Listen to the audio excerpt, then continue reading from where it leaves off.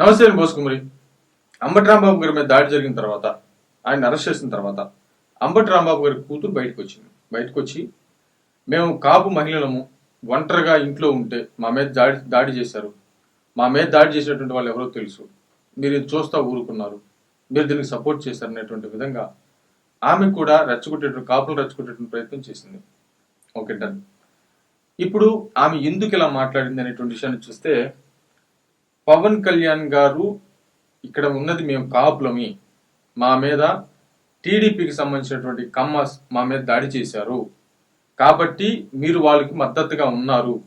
మీరు మాట్లాడితే వాళ్ళు దాడి చేసే వాళ్ళు కాదు కదా, లేకపోతే దాడి చేసిన తర్వాతనే మీరు మాట్లాడాలి కదా, కాబట్టి మీరు మాట్లాడాలి. అదే విధంగా అంటే మేము కాపులు, మా మీద కమ్మలు దాడి చేశారు, దీనికి పవన్ కళ్యాణ్ గారి సపోర్టు వటే ఉంది అనేటువంటి విధంగా జనాలకు తీసుకెళ్తే అది వైసీపీ పార్టీకి ఫెచ్చింగ్ అయ్యి కాపుల్లో పవన్ కళ్యాణ్ గారి మీద కొంత పల్సన వస్తుంది అనేటువంటి విధంగా టాక్టికల్ గా ఆమె ప్రెస్ మీట్ మాట్లాడారు. ఇది అందరికీ తెలిసినటువంటి విషయమే.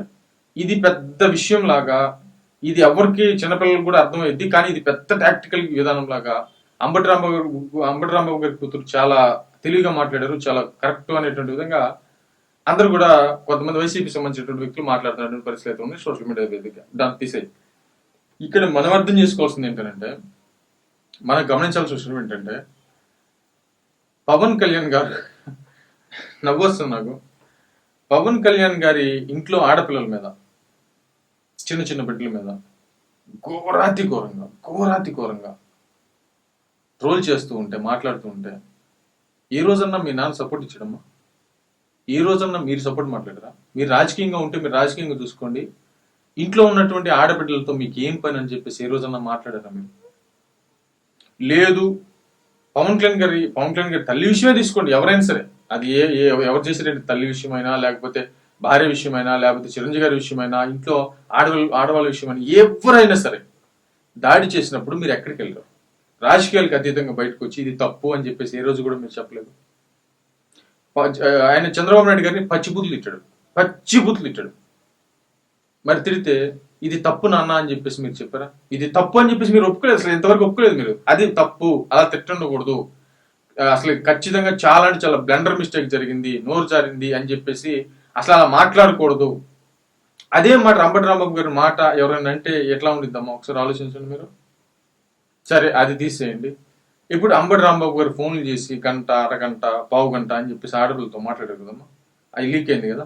మరి దానికి సంబంధించి మీరు ఏ రోజు కూడా ప్రస్తావించలేదు. సరే, ఇవన్నీ తీసి పక్కన పెడదాం. సరే, తండ్రి మాట్లాడకూడదు, చేయకూడదు, తండ్రికి సపోర్ట్ చేయండి. మధ్యలో పవన్ కళ్యాణ్ గారు ఏం చేశారమ్మా? ఆయన ఎందుకు లాగాలమ్మా? ఆయన ఏం పని?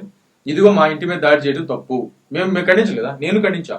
దాడి చేయడం తప్పు, అంబటి రాంబాబు తిట్టారు, ఆయన్ని నిరసనలు తెలియజేయండి, రెండో మూడో వీడియోలు చేస్తున్నాను, ఆయన జైల్లో పడేసేయండి, అది కరెక్ట్ అని, కానీ దాడి చేయటం మాత్రం తప్పు అని చెప్పేసి నేను ఖండించాను. నేనే కాదు, చాలా మంది మాట్లాడారు. నేను ఖచ్చితంగా తప్పనే చెప్పాను, 2-3 వీడియోలు చేశాను. మరి మీరు అనలేదు కదా మా మాట. అది తప్ప ఒప్ప అసలు మీరు ముందు మీరు చెప్పాలి కదా. దాడి చేయటం తప్పు, ఆ దాడికి ఇట్లా మీద ఖండిస్తున్నాం, ఇలా ఇది ప్రజాస్వామ్యం కాదు అనేటువంటి విధంగా మీరు మాట్లాడి ఉంటే, ప్రెస్ మీట్ పెట్టుంటే అది కరెక్ట్. అది కానీ పవన్ కళ్యాణ్ టార్గెట్ చేయడంలో దొరికిపోయాము. మరి జగన్మోహన్ రెడ్డి గారు టీడీపీ ఆఫీసుల మీద దాడి చేసినప్పుడు మీరు ఏ రోజున ప్రశ్నించడం లేదు. మరి పట్టాభి గారి ఇంటి మీద దాడి చేసినప్పుడు మీరు ఎప్పుడైనా పట్టించుకున్నారమ్మా? లేదు. పట్టాభి గారి మీద రోడ్డు మీద దాడి చేసినప్పుడు, వచ్చి కొట్టినప్పుడు మీరు ఎప్పుడైనా దాని గురించి ఎప్పుడైనా ప్రస్తావించారమ్మా? లేదు. అట్లాంటి దాడులు మరి మా గుడివాడ కావచ్చు, మీరు ఎప్పుడైనా ప్రస్తావించారా? లేదు. మరి భువనేశ్వర్ గారిని పచ్చి బూతులు తిట్టినప్పుడు, లోకేష్ గారి పుట్టుకు గురించి అసభ్యంగా మాట్లాడినప్పుడు మీరు ఎక్కడికి వెళ్ళారమ్మా? లేరు.